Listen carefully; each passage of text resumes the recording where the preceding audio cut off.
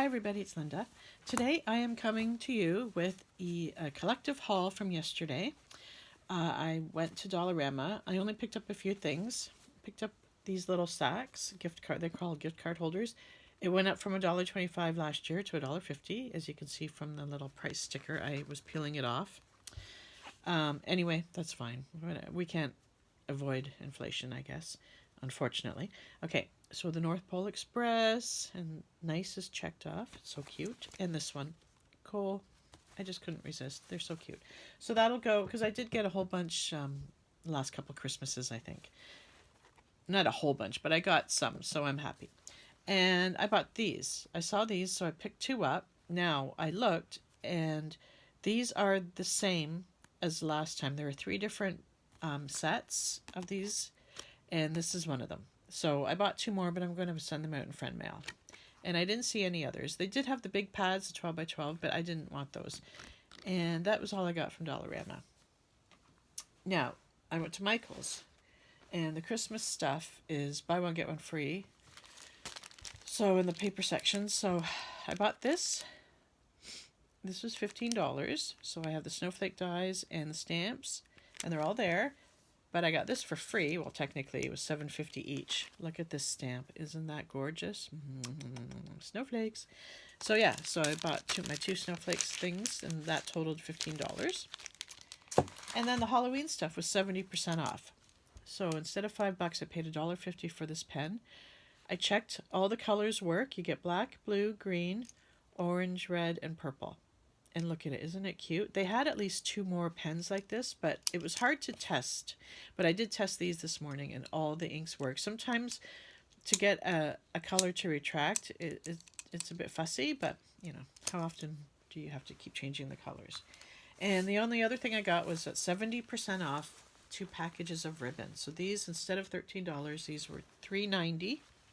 So can you see the yummy goodness? Look at the giant black pom-poms. The white pom-pom. Look at all that orange.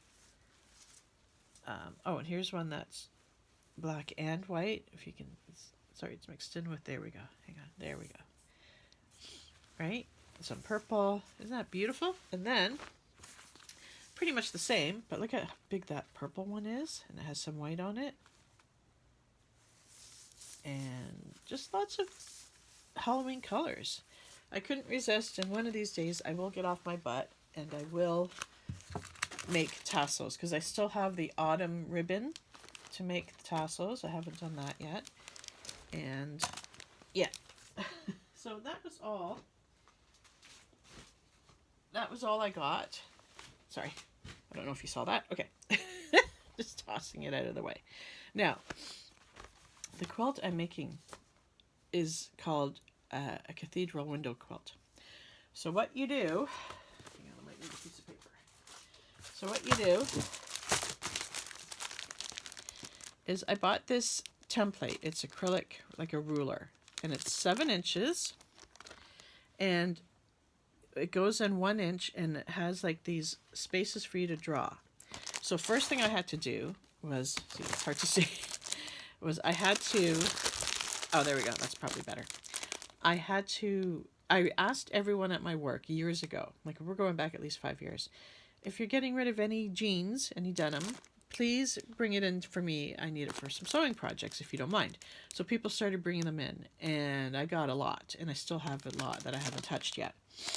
So what I did was I would like cut up the legs, and I would lay this down, and I would ink around it.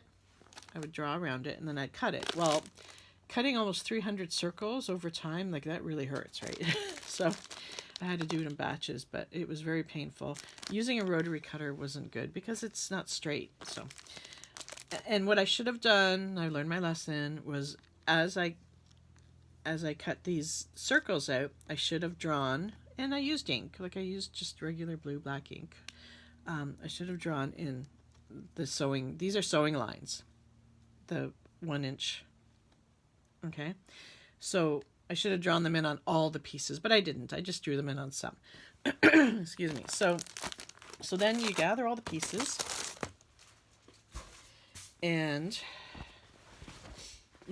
you figure out how big you want it. Like that's how I knew I needed 288 circles. So you sew them together. Now this is the back of a panel. My quilt is divided into panels because it's the only way you can work on it without going insane.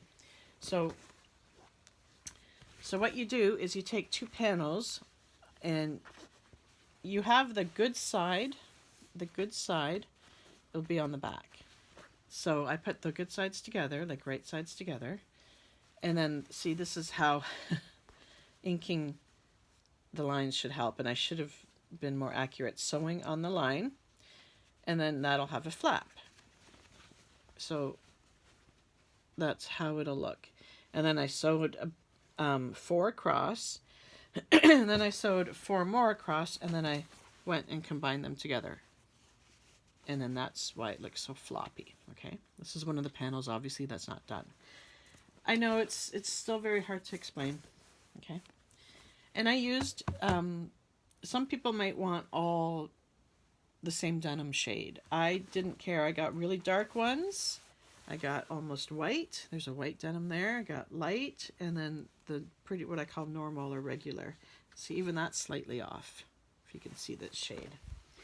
So what you do then is, in the quilting world, they sell pre-cuts of fabric, and this is a 5x5. They call them charms. So I had a couple different packs of charms. Like I wanted colorful, kind of scrappy look, and so I had a bunch of these. Plus, I was getting bored with using the same pieces, or the same families of patterns. So I've been cutting, dipping into my own fabric stash and cutting some 5x5s out, and they're sprinkled in the quilt. When the quilt is totally done, I'll do a close-up video and show you.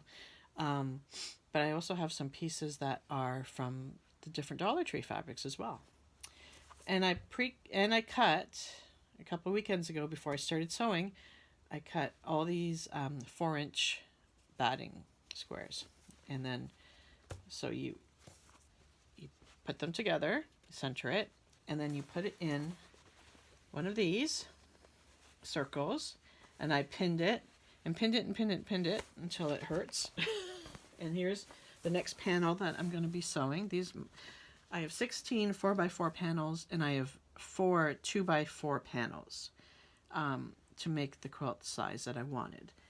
So I have 4 of these 4x4s left to sew, and here's the next one that's ready to go. I pinned it last weekend. And then, so what I do is with the zigzag stitch, I'll start here and I'll zigzag around, and then I'll loop through and go over here like a serpentine. And then I circle around and come back. And then I do that for that one, and then I do that for that one, and then I turn it, and then I do the other way. And the pins really don't like me. They like to stab me. It's just the way it is. And then, when that's done, this is what, this is what a 4x4 panel will look like. So see how pretty? It's like, these are like the windows, and look how it's like stained glass, right? Like, isn't that pretty? So yeah, if I was better at cutting and marking and paying more attention to sewing straight, this would be more straight. But I love it. I love how it's looking. I'm so close to getting done. And yeah, so when I have the quilt totally done, which I'm hoping, fingers crossed, it'll be in a couple weeks, in time for Christmas for sure. I'd like it done before December, because my daughter might be coming for a quick weekend, so I don't want her to see it. I mean, that's easy to hide, but I'd rather have it done and packed away, wrapped up as a gift for her for Christmas. So yeah, so that's what I've been working on instead of crafting, like paper crafting. So that's it. I hope you guys liked my little video, and I will talk to you guys later. Bye, everybody.